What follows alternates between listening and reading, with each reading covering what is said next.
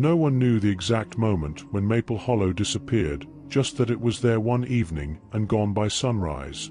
Its streets had been alive with laughter, the hum of cicadas, and the faint glow of porch lights. But when Ella Raines drove through the hollow the next morning, all she found was an eerie stretch of untouched wilderness, as though the town had never existed. Her phone vibrated. A text from her brother Sam popped up. "Turn around. Now." Ella froze. She hadn't told him she was here. Ella's car idled in the middle of what should have been Main Street. Instead of familiar storefronts and cheerful lampposts, dense, ancient trees towered around her. Their gnarled branches twisted unnaturally, casting shadows that seemed to ripple even without wind. The air was wrong, too still, too heavy. It smelled of damp earth and something faintly metallic. Every sound, her car's engine, the rustling of her jacket, seemed muffled, as though the world itself were holding its breath. Suddenly, she felt it, a presence, watching. Her hands tightened on the steering wheel. "This is ridiculous," she muttered, trying to shake the unease. "It's just trees." But the trees didn't agree. Ella had always been skeptical of the supernatural. A pragmatic journalist, she thrived on uncovering truths, not chasing ghost stories. But the vanishing of Maple Hollow was personal. She grew up there. Her brother, Sam, was the opposite. An artist with a penchant for conspiracy theories, he had spent his teenage years insisting Maple Hollow had a dark history. Ella had rolled her eyes at his tales of disappearing townsfolk, whispers in the woods, and shadowy figures. Now, standing where her childhood home should have been, she wished she'd listened. Her phone buzzed again. "Leave. Before nightfall." "Thanks for the ominous warning, Sam," she whispered, stuffing the phone into her pocket. But deep down, she knew she should. Ella decided to investigate. She ventured deeper into the hollow, taking careful steps along what should have been her street. The ground felt wrong, soft, almost spongy, as though the earth was swallowing her footsteps. Then she heard it. A faint melody drifted through the air. A music box. Her mother had owned a music box that played that exact tune, a haunting lullaby. Ella turned slowly, her heart pounding. There, on a tree branch, hung the box. Its lid creaked open and closed, as though unseen hands were winding it. This isn't possible," she whispered. But then the lullaby stopped abruptly, and the silence that followed was deafening. Ella's breathing quickened.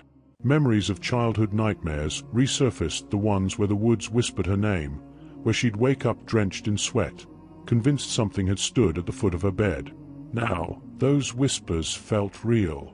The wind carried faint murmurs, indistinct words that seemed to echo from all directions. She spun around. The music box was gone. In its place, a single shoe dangled from the branch. Her father's shoe, the one he wore the night he vanished. "I'm losing it," she said aloud, clutching her head. "This isn't real.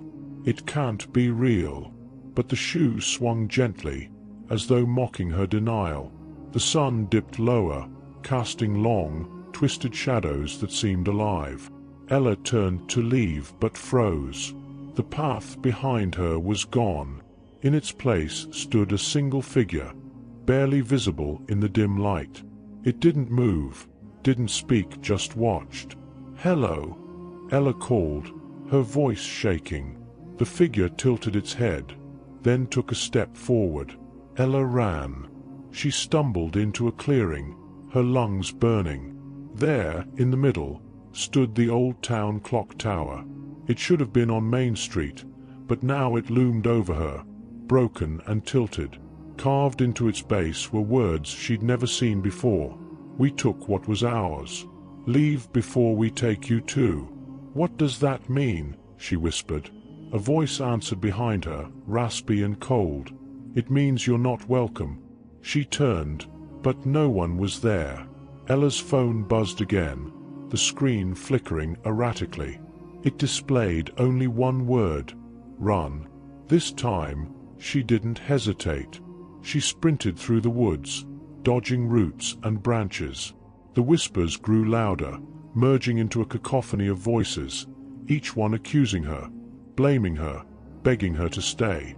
She burst into a clearing, gasping for air. Ahead of her, Sam stood, his face pale and eyes wide. "Sam," she cried, but his expression didn't change. He raised a trembling hand, pointing behind her. She turned and screamed. What stood before her defied logic. A towering figure made of shadow, its body shifting and rippling like smoke. Its face was featureless, but its presence exuded malice. Ella's legs felt like lead. The figure reached toward her, its hand stretching unnaturally. "Ella!" Sam shouted, snapping her out of her trance. "Move!" She dodged just as the shadow's hand slammed into the ground, leaving a smoking crater. "This isn't happening," she whispered. "This isn't happening." But it was. Ella and Sam ran until the whispers faded and the trees thinned. They stumbled onto a highway, collapsing in exhaustion. A passing truck screeched to a halt. The driver jumped out, his face pale. "Where the hell did you two come from?" "Maple Hollow," Ella said, barely able to speak. The driver's face darkened. "Maple Hollow's been gone for 40 years. You shouldn't be here." Ella turned to Sam, but he was gone. In his place was the music box, its haunting melody playing once again. What happened to Maple Hollow? Why did Sam disappear? Find out in our next chilling tale, Whispers in the Woods. Click here to uncover the horrors lurking just beyond the light.